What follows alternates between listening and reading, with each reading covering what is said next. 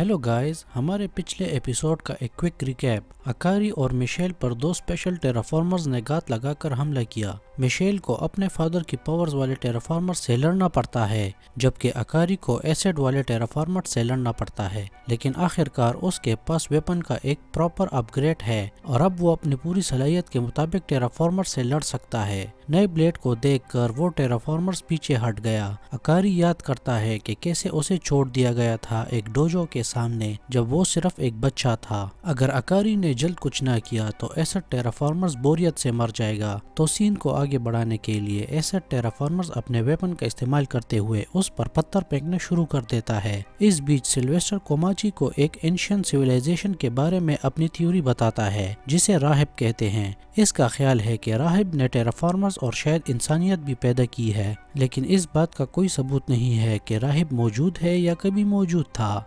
इस थ्योरी को bugs 2 mission के एक रूसी मेंबर ने पेश किया था और रूसी सदर भी इस थ्योरी पर यकीन रखते हैं। अकारी को टेराफॉर्मर्स ने पीछे धकेल दिया, लेकिन वो उस पर समुराई की तरह वार करता है और उसको एक ही झटके से मार डालता है। लेकिन वो बहुत थका हुआ है, इसलिए वो भी जमीन पर गिर गया। इस बीच मिशेल एंड टेराफॉर्मर से लड़ रही है। इसके पास फ्लैशबैक भी है, क्योंकि लड़ाई के दौरान बैक स्टोरी हर एनिमी की एक जरूरत होती है। एक बार जब वो छोटी थी, इसका स्कूल गिर गया। उसकी सहेलियों को शदीद चोटें आई, लेकिन वो अकेली ही बगैर किसी नुकसान के बाहर निकल आई थी। मिशेल अपने फादर के गायब होने पर उससे नफरत करती थी, लेकिन जो फाइलें कोमाची ने उसे दी थी उनको देखकर उसे एहसास हुआ कि उसके फादर हीरो थे। उसकी पावर्स उसके फादर की यादें हैं। अपने फादर की यादों को मोटिवेशन के तौर पर इस्तेमाल करते हुए मिशेल एंड टेराफॉर्मर्स की बैंड बजा देती है। वो इसकी बॉडी को तोड़ने के लिए अपने कवच में एक यूनिक रॉकेट सिस्टम इस्तेमाल करती है, लेकिन इस अमल में उसकी हड्डियां भी टूटने लगती हैं।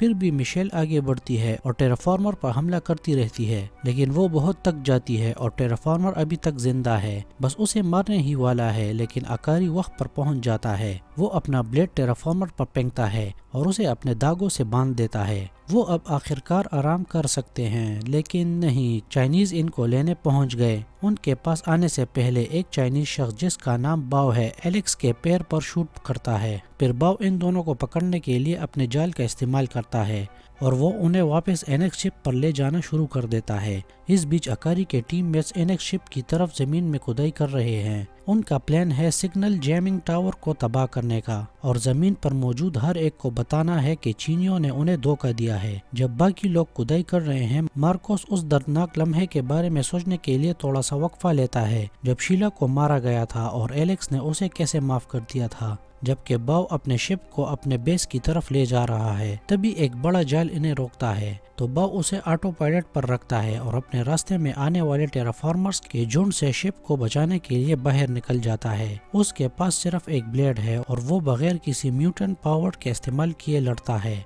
चूंकि हजारों टेराफॉर्मर्स हैं, बाव एलेक्स और याइको को चारे के तौर पर दूर फेंक देता है। एलेक्स याइको को बचा लेता है और वो बहुत अहम काम के लिए ये खतरनाक वक्त निकालता है, याइको को ये बताने के लिए कि वो उससे प्यार करता है। लाइक सीरियसली, ये सही वक्त नहीं है दोस्त। एलेक्स उसे भागने को कहता है, लेकिन याइको को जाहिर है ऐसा नहीं करना। वो ड्रग्स का इस्तेमाल करती है और अपने म्यूटेशन को जाहिर करती है, दारीदार स्किंग। इसकी बदबू इतनी तेज है कि टेराफॉर्मर्स भी आगे बढ़ने से डरते हैं। अचानक याइको को एक म्यूटेंट टेराफॉर्मर ने गोली मार दी, जिसमें इंतहाई दबाव वाली पानी की गोली मारने की पावर है। याइको दर्द से नीचे गिरती है। टेराफॉर्मर्स बाव के बाजू पर भी गोली मारता है। अब जबकि याइको जख्मी है, टेराफॉर्मर्स आगे बढ़ते हैं और एलेक्स को उस वक्त तक लात मारते हैं जब तक कि उसका खून नहीं निकलता। फिर वो याइको को ख़त्म करने आते हैं, लेकिन टेराफॉर्मर्स हलाक हो जाता है। इनके बचाव के लिए आने वाला नंबर 1 रैंक का वॉरियर है जोसेफ। वो रोमन डिवीजन का लीडर है। मिशेल अब तक इस पूरे टाइम गायब होने पर जोसेफ पर नाराज है। मेरा मतलब है, अगर कोई बहुत ज्यादा खतरा ना होने के बावजूद वो एंट्री मारता तो इसमें क्या मजा। जोसेफ अपनी तलवार लेता है, फिर किसी भी म्यूटेशन पावर का इस्तेमाल किए बगैर वो तमाम टेराफॉर्मर्स को एक साथ ले लेता है। ये बड़ा दबंग स्टाइल है, झूठ नहीं बोलूंगा। वो बाव के शिप को जल्दी से पकड़ लेता है, जबकि साथ में टेराफॉर्मर्स को काटता है। वो बाव के आमने सामने आकर शिप के ऊपर चढ़ जाता है। जोसेफ और बाव एक दूसरे से लड़ते हैं, जबकि टेराफॉर्मर्स से भी लड़ते हैं जो एक ही वक्त में उन पर हमला कर रहे हैं।